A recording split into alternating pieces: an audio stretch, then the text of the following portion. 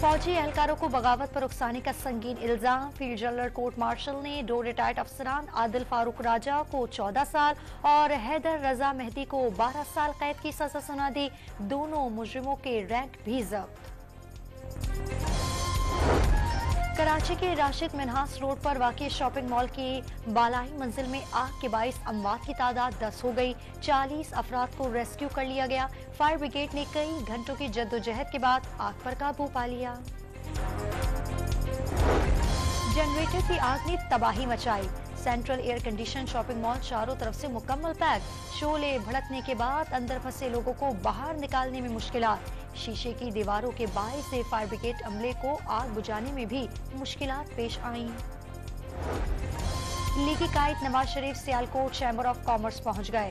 सनतकारों और ताजिरों से मुलाकात में मुल्की मौशी सूरत हाल पर बातचीत करेंगे। बिलावल का बुजुर्गों को सियासत से रिटायरमेंट का मशवरा, वालिद के लिए पैगाम है। लीगी रहनुमा जावेद लतीफ का दावा, सियासत में बैलेंसिंग एक्ट का बयानिया बनाया जा रहा है। नून लीग के लिए अब भी लेवल प्लेइंग फील्ड न होने का इल्जाम।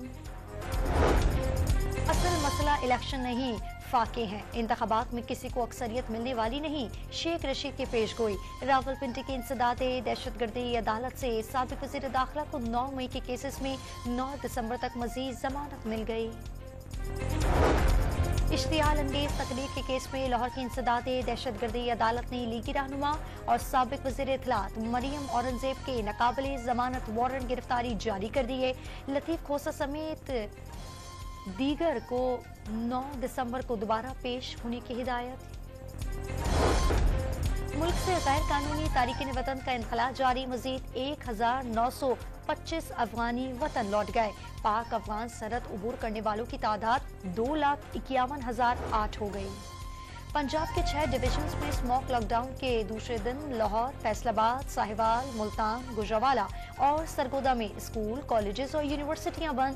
दोपहर 3 बजे बाजार और दुकानें खुलेंगी।